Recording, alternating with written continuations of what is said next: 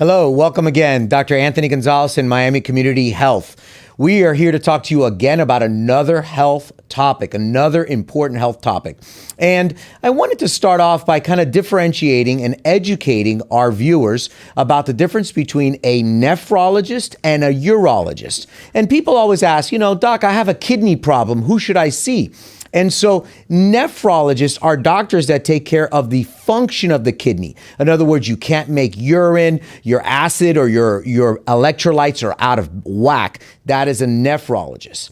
And then when we're talking about the structures of the kidney, the kidney, the ureters, which are the tubes that go to the bladder, the urinating, all of those are taken care of by a urologist. And so, of course, today I've brought urologist extraordinaire, a special cancer urologist, which we call a urologic oncologist, to talk to us about the cancers that can happen in the urological system. And so we have with us today Dr. George Casso. Welcome, George. Thank you very much. Nice introduction. All righty. So tell our viewers, what is a urologic oncologist?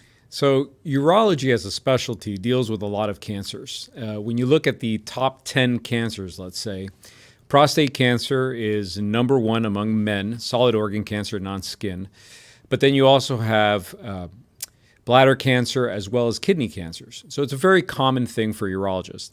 As a urologic oncologist, we subspecialize in it. And we tend to do some of the more difficult operations, some of the more involved operations that involve these organs. Right. And you mentioned already prostate cancer, which is very common. And, and you'll give us the stats of how common it is. It obviously only affects men because only men have prostates. But let's talk about prostate cancer. How common is it? And I know I have my PSA checked every year to make sure, is that still the best screening? Yeah. Prostate cancer is, again, extremely common, not only in the United States, but worldwide. The number one cancer for men, again, as long as you discard the skin cancers, smaller cancers of that type. Prostate cancer gets this reputation as being a cancer that most men live with but don't necessarily die of. But actually, when you look at cancer deaths, it's the number two killer among men in cancer deaths. The difference is that the incidence of prostate cancer, just say the number of people who get it, is much higher than the people who die from it. And one of the things that we have to do as urologists is differentiate between those patients, again, who will probably live with it and not die from it, and those patients who are more at risk.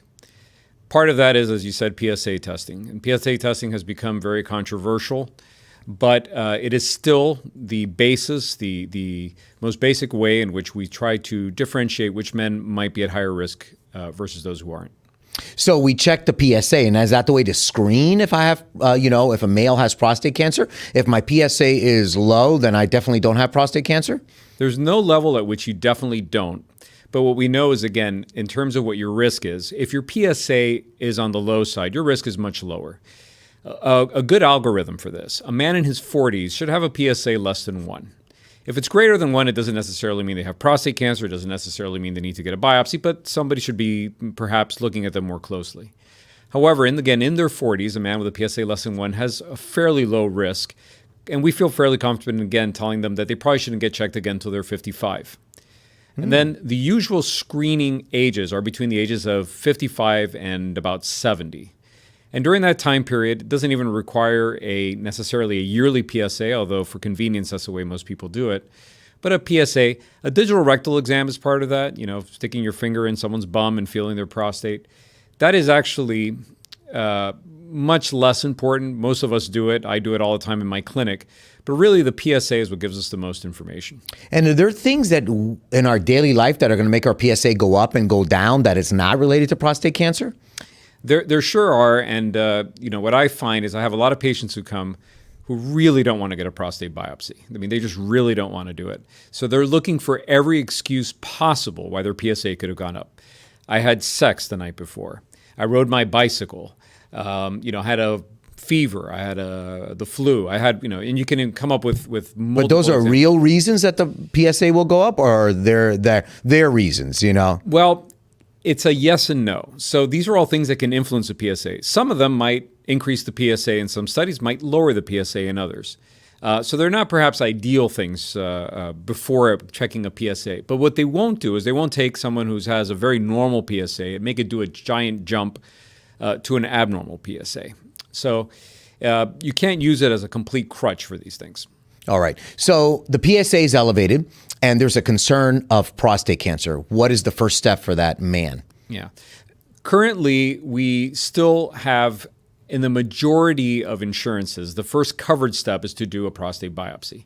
Now, that is still the gold standard to know whether they have prostate cancer or not. And we have all these adjuncts which we can get into, but unless you do a prostate biopsy, that's sort of the best window you have to whether the patient has prostate cancer or not. Now, there's other things that have been developed. And again, patients who are really trying to avoid a prostate biopsy will bring these up. We now have an MRI of the prostate. Traditionally, we felt we couldn't see cancer in the prostate, but now we have really good imaging. You have these genetic tests, something called the 4K score, Phi, and there's other ones that are commercially available. And these can, again, all stratify the patient for you. Although none of them will absolutely discard the fact that they have prostate cancer, nor will they, for that matter, absolutely indicate that they do have prostate cancer. Wow. Okay. So, and then you mentioned the prostate biopsy, and I know the prostate biopsy could be somewhat dangerous. Is that why people fear the biopsy? There's, the thing with prostate biopsies is it's very dependent on who did it to someone, what their technique was, how good they were, for example, at numbing the prostate. So again, what we see is we'll get patients who have come from the outside who may have had a prostate biopsy themselves, or they were at the local bar and they were talking with their friends, and somebody says, "Oh, it was the worst experience of my life," and we have to sort of talk them down from that. This is not the way that it usually is, and this is not the way it should be. And I've heard everything. The doctor just shoved it in there and just took them cold, and it was horrible, and I was hanging off the ceiling. The usual prostate biopsy, which is, again, done in our office, it's done under local anesthetic, is extremely well tolerated. And the usual comment that I get is that was nowhere near as bad as I thought it would be. And at most, what they might feel is as someone is tapping inside them, or they feel like maybe like a rubber band, just a little pressure where they're getting the biopsy. For 99.9% of patients, the biopsy itself is completely painless. Yeah, I've heard patients tell me, or friends tell me, it's like a shotgun. They put a shotgun up your bottom, Correct. I've heard that. That's correct. And I hear that constantly, and that is not the reality. All right, well, that's good. I think what I've learned is that obviously having the procedure done by the right person with the right facility is very, very important as well. That's what I'm listening to. Absolutely. All right. So now you have the biopsy and you have a diagnosis of prostate cancer. So I've already heard from you that, not everybody is going to need treatment and not everybody is at risk of dying from prostate cancer. So how do we decide, if I should have a prostatectomy, have surgery? And I know that there's surgery for prostate cancer and there's other treatments as well. So how do we decide that? Well, the first thing that I think is worth mentioning, PSA testing and prostate cancer screening got a really bad name. And it got a really bad name because we were doing prostate biopsies on folks finding cancer, and I'll put it in quotes, and then all of those patients were being taken to have their prostates removed or were getting radiated. And we then saw a large number of side effects from that. Patients were impotent, patients were incontinent. And when we really looked at the data, we saw that many of those patients would have had completely normal lives and would not have died of prostate cancer had we just not touched them. So again, there comes in part of what we do is this risk stratification. Once you've done the biopsy, once you've seen that the patient has prostate cancer, then you take their age into account, you take their general medical condition into account. Some of those patients are observed. And that can be a very difficult concept for a patient. I have cancer, but you're not going to treat me. You're just going to watch me. And I explain to them, with usually this type of cancer, it's not going to spread. You're not going to die from it. It's never been documented. What we have to do is keep an eye and make sure you don't have something hidden within your prostate that's more aggressive than what the biopsy's been. That's called active surveillance, and it's done in a large percentage of our patients. But let's take the other side of that. Somebody who does have more aggressive cells and is young enough and healthy enough that during their lifespan they will likely be affected by their prostate cancer. Then yes, we have surgery, and surgery has really moved, even within the last 10 years, light years ahead of where it was when I was in training or during my fellowship. Patients who used to be incontinent for a very long time, now maybe for weeks. Patients who are almost all universally impotent now are getting their erections back after a few months. So the technology's improved, our experience has improved, and we're doing a better job.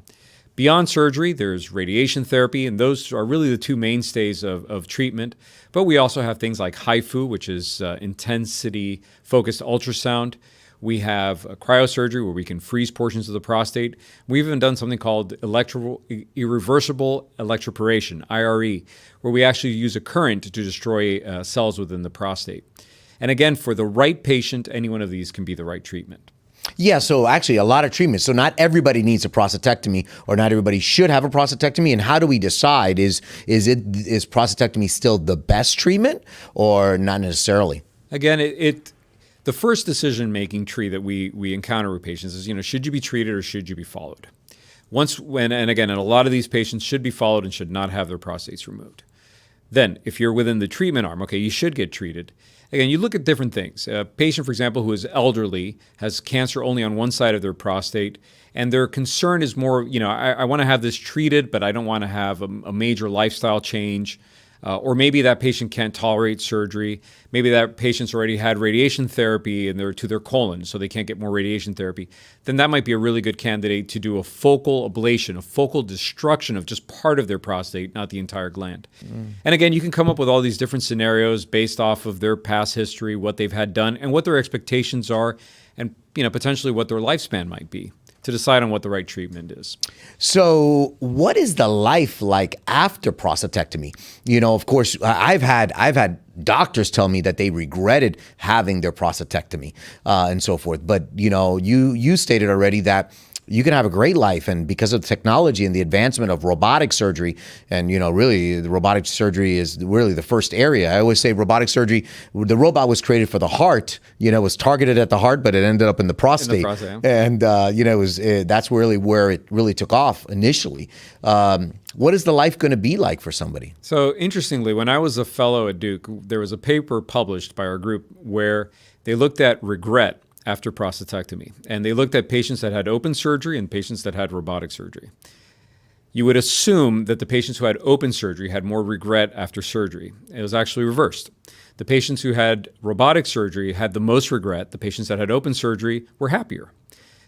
So how do we interpret that data? It was all about expectations. The patients that had open surgery expected that they were going to have this recovery and this and this and this. The patients who had robotic surgery, hey, everything's going to be great. I'm going to be functional from day one. So there was a lot more regret. So I think, setting expectations is very important. I tell our patients nowadays, look, you're probably going to be in the hospital for a day. You're going to be feeling fine. Once we get the catheter out, really, you're going to be feeling your usual self. But for example, if it's a 50-year-old patient, I'm going to say, you know what, you're probably going to recover your urine control within a couple of days or weeks. It's rare for them not to.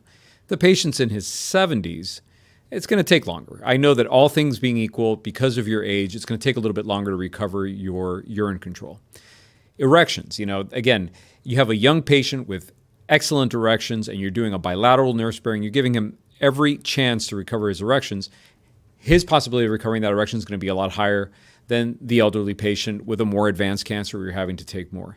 So I try to be very explicit, very honest with what the data shows and what that patient can expect. I think if you set up the expectations correctly, then you have happy patients at the end of it. Wow. Okay, so we've talked about prostate cancer, and before we move on to the next type of cancer that occurs in the urinary tract, so the take-home message is definitely have your PSA checked. Yes. You should have the rectal exams as well and have the prostate digital exam, right? Correct. Any other warning signs for our viewers that they should watch, to be concerned about that there may be something wrong with the prostate? Well, one more thing I should add with that is, we've talked about the younger patient. The other thing that we see is we see a lot of very elderly and sick patients who are getting their PSAs checked, and that should not be happening. If somebody's 85 and has very bad medical condition, sometimes they get their PSAs checked, it's elevated, it just causes a lot of anxiety in a patient who's never going to benefit from anything. So again, this all has to be done intelligently, and age is one of the factors we look into. Now, I forgot everything. Any other warning signs that we should be worried about? Importantly, prostate cancer tends to be asymptomatic. And again, it's another thing that patients tell me, but I feel great. My PSA is elevated, but I have no symptoms. You can't trust it. Usually if you have symptoms from prostate cancer, it's too late. It's spread to your bones, it's invading your bladder, and you're having blood from that. So that's nothing to do. So this is really something, again, just within the right ages, get yourself checked appropriately, and you should be okay. Perfect. Okay. So we've touched upon prostate cancer. Now let's move on to kidney cancers. Of course, the kidney filters our blood and it makes urine, but of course, cancers can occur in the kidney. So talk to us. How does somebody know that they may have a kidney cancer? Yeah. So interestingly, like prostate cancer, kidney cancer tends to be completely asymptomatic. So most patients have no idea that they have something growing in them. Currently, the majority of these are found incidentally. So one of the first questions I'll always ask a patient is, why did you get this scan? Oh, my shoulder hurt. I've had this vague abdominal pain for a while. And then, and I happen to have a mass. And sometimes their pain is on the left side and the mass is on the right. Sometimes it corresponds. But I tell them these masses are asymptomatic. So whatever pain you're having is likely not related to this. It just happened to be caught on a scan. And then again, you fall into this, which patients should be treated and which patients shouldn't. Some patients have a very small renal mass. We know they grow very, very slowly, and they're elderly. We watch them. We simply watch them. I tell them, likelihood is that this is a kidney cancer.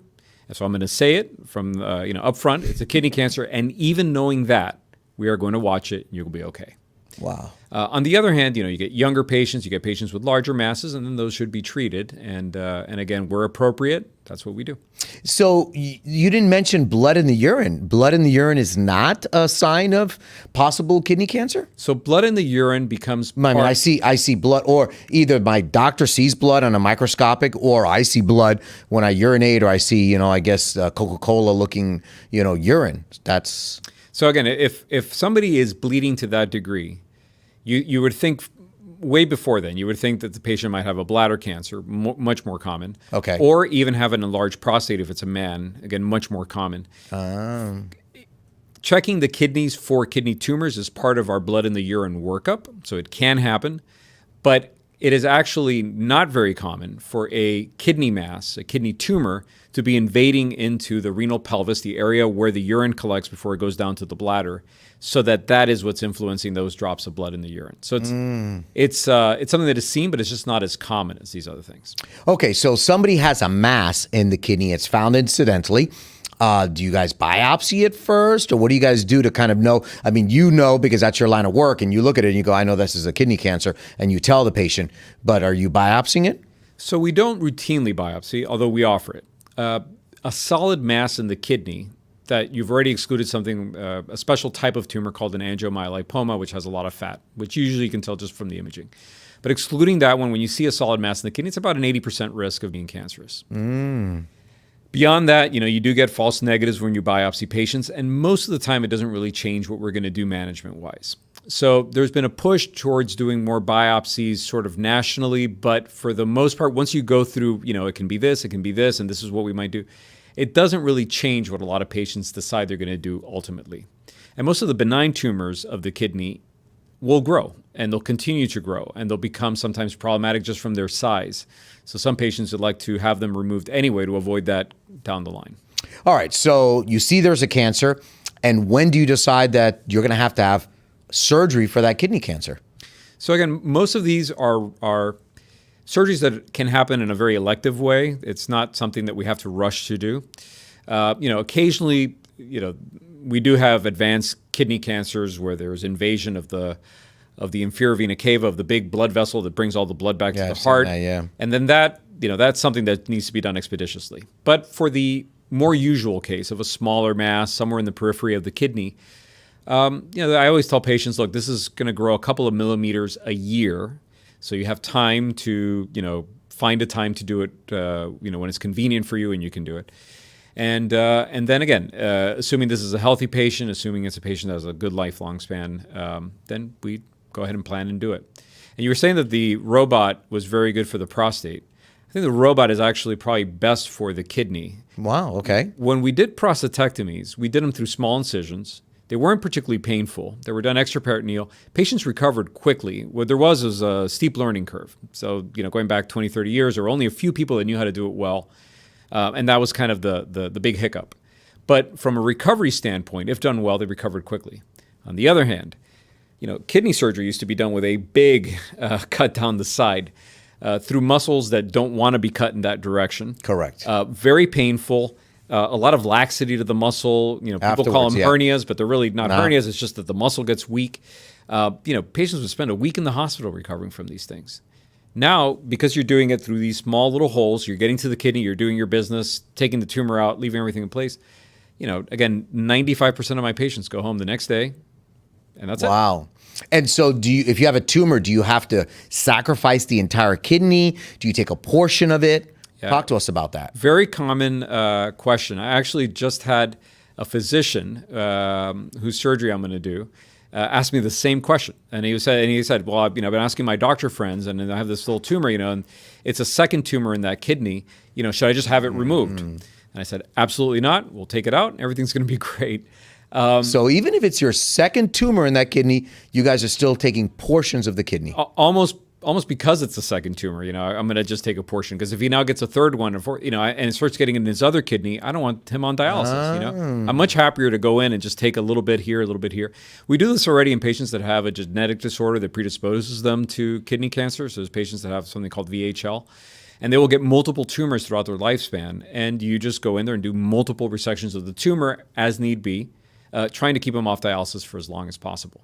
But the common question that I'm asked, is my survival going to be better if you take the entire kidney versus you only take part of it? The answer is, as long as the partial kidney surgery was done correctly, appropriately, the whole tumor was removed, your survival is going to be the same either way. And having that little bit of extra reserve, or sometimes a lot of extra reserve in the remaining kidney, might be very important, because you never know what's going to happen in the future. So they always said you need at least one kidney, right, to live. Right. I mean, at my level of knowledge as a surgeon. Now, do you really need a whole kidney, or do we need only a certain amount of that? And how much of that kidney left? I mean, you'll take half of the kidney and leave half of it, and that's good enough for the patient? It's beneficial? It all, again, sort of depends. If you have, for example, a patient with a solitary kidney, which happens, with a tumor that's taking up half the kidney, and their kidney function's already not very good, then you can take half the kidney, but there's not going to be any benefit to having that little bit left. But we see, again, all sorts of situations. What'll happen, I mean, from a very basic level, you have a whole lot of extra nephron, extra kidney cell reserve. And you'll see that because no matter what happens to your kidney, including removing one kidney a lot of times, the kidney function, as seen on lab tests, will stay flat, will stay the same. However, once you get to the point where it starts becoming abnormal, then every one of those cells really makes a difference. Mm-hmm. So if you have someone that has both kidneys, but their creatinine, which is the thing that we check in their blood, is already abnormal, taking any little bit is going to make a dramatic difference. So again, it's sort of a case-by-case basis, but we have plenty of patients that have a solitary kidney, develop a tumor, and you have to be very careful because you have no real margin for error. Wiggle room. But we take it out. We take out the tumor, put it all back together, and the patients do fine. Wow. So we've learned around about prostate cancer. You need to check your PSA. We've learned that, have your exam as well. And if you're elderly, maybe not even checking your prostate. And there are really no warning signs. You've already told me that there are no warning signs for prostate cancer that I could pick up that possibly I have it. There are no warning signs for kidney cancer as well, as found incidentally by scans. So let's move on now to bladder cancer. And the last kind of cancer we want to talk about today is bladder cancer. Mm-hmm. So, explain to them what the bladder is, because I've had so many patients tell me, but doc, you're going to take out my gallbladder. How am I going to pee? Yeah. Because the difference between the gallbladder and the bladder, right? So let's talk a little bit about the bladder and what it does, and let's talk a little bit about bladder cancer. So tell our patients how they're how that's different than the gallbladder. Yeah. So interestingly, again, you said the first two that we spoke about today tend to be asymptomatic, and again, when they are symptomatic, it's usually because it's just very advanced disease. However, the bladder is different. The bladder tumors are almost always picked up symptomatically from the patient. And the number one complaint, I saw blood in my urine. So what do we see? We tend to see, for example, women who get treated for urinary tract infections over and over and over and over again because they keep bleeding and bleeding and bleeding. And it turns out it was never a urinary tract infection. They had a bladder tumor. Same thing, with men. Although with men, I think there's more of a warning sign that goes up. Wait, why is he bleeding this much? So they may come in and get evaluated sooner. But really, anybody that has blood in their urine, microscopic or especially visible, And again, especially if you can prove that that patient did not have a concurrent infection when that was happening, needs to get a urologic evaluation. And we pick up a lot of these tumors. Now, the fact that they bleed doesn't tell us anything about whether it's a more advanced cancer or a less advanced cancer or what the treatment ultimately is going to be.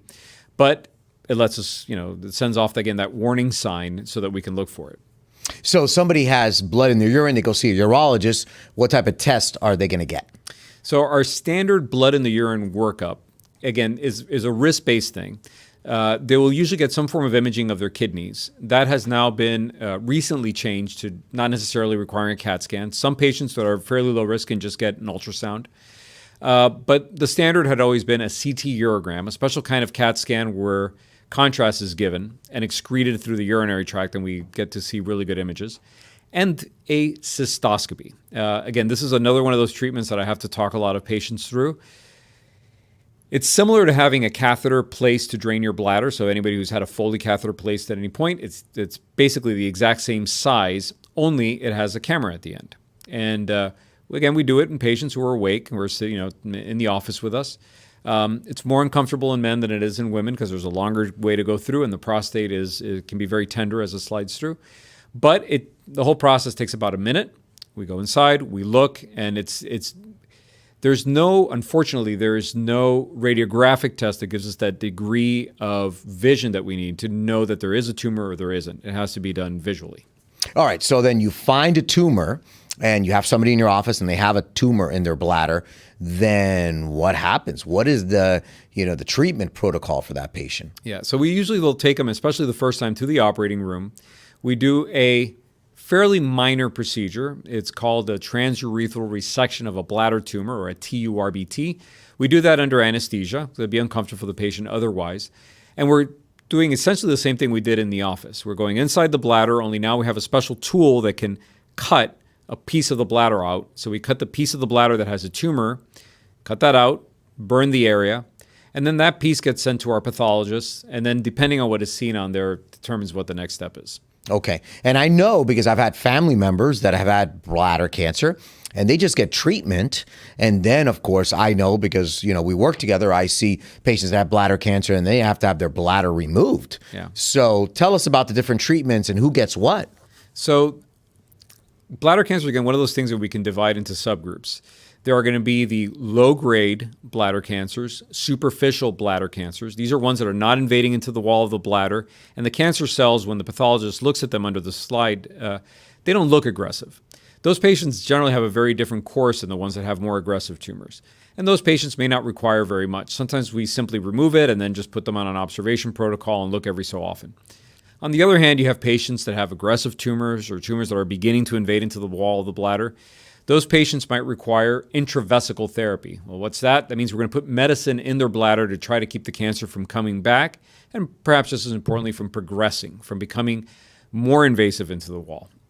And then you have patients where the cancer already has invaded the wall of the bladder, or patients who are failing some of these other therapies that we're trying, or patients who have such a large bulk of tumor that it would be impossible to be able to scrape it all out. And those patients then can undergo removal of the bladder as their primary treatment. Right. So, and removal of bladder is a big operation because I know, we've been involved with those. And explain to our viewers how you remove the bladder and now I'm going to be able to pee and urinate. And how am I going to, excrete my urine? Yeah. So bladder cancer, interestingly, is one of the surgeries. So removal of the bladder is one of the surgeries where doing it robotically has really not been shown to have a major advantage over doing it open. So we still do them about, probably the majority of them open, although we do a fair number of them robotically as well. Again, it's on a case-by-case basis depending on what the patient wants and what we think is appropriate for them. But the bladder is removed. In men, the prostate is removed along with it.